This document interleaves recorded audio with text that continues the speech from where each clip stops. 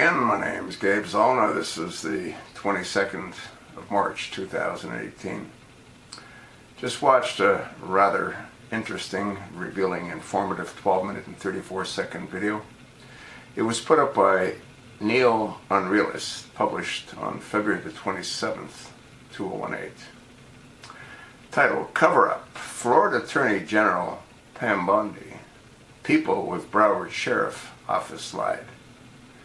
Now you want to listen to what's said in this video because it's most interesting. And you're going to hear what the Attorney General from Florida says, Pam Bondi, which says that she was lied to by the Broward Sheriff's Office. And you're going to hear what the Broward Sheriff, Scott Israel, says about the videotapes. He says, well, yeah, we have videotapes, but we might not ever show them. Really? I read an article a while ago where they said they had videotapes that clearly showed the shooter, Nicholas Cruz. I'd like to see that. You know what's interesting is, again, no one's mentioning Stacy Lapel. No one's talking about her interview with ABC. Don't you think that Pam Bondi should be interviewing Stacy Lapel? I'm actually going to call down to the Attorney General's office in Florida, and I'm going to ask them why no one's speaking to Stacy Lapel. And if they've got videotape of what took place, why can't we see it? Because it never happened the way they said it did. The police, they say, weren't there when apparently a number of them were there. And there's clear evidence that they were told not to enter unless they had body cams turned on, and they didn't have body cams. So, was the policeman that worked for the school, was he set up to be the fall guy? Peterson? I'm inclined to think so. The whole thing is falling apart.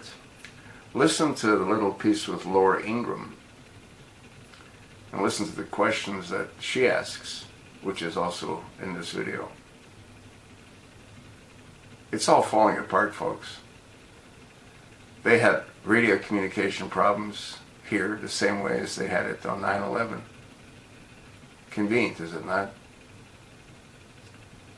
And this Scott Israel, he needs to be put under a lie detector, and he needs to lose his job, and he needs to be tried for his participation in what I believe was a CIA hit.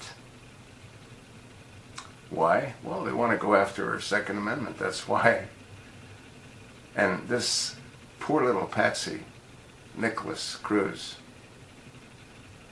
just mind-blowing what they've done to him. I'm just hoping they don't get away with it. Folks, you need to contact Pam Bondi's office as well. And you need to ask, why hasn't Stacy Lapel been interviewed? How about the other teacher that said he too saw someone wearing a mask? He didn't get any more specific. People should have questioned him. The person wearing a mask, did he have body armor on? Did he look like a cop? We also know, according to the vice president of Dick's Sporting Goods, that sold an AR-15 to Nicholas Cruz through one of their locations. He said that the AR-15 that was used at the school wasn't the one that they had sold. You think Nicholas Cruz has a whole array of AR-15s? How much you want to bet that if ballistics were tested on those children, you find that they came from different weapons? And as I said before, the amount of time involved in the shooting was minimal. And I believe that children were shot on different floors.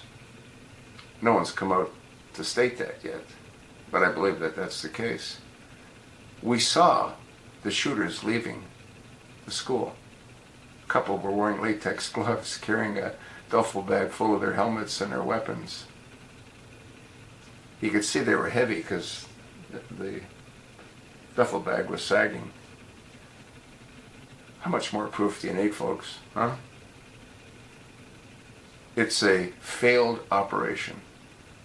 Not a whole lot different than Sandy Hook. Not a whole lot different than the Boston Marathon bombing.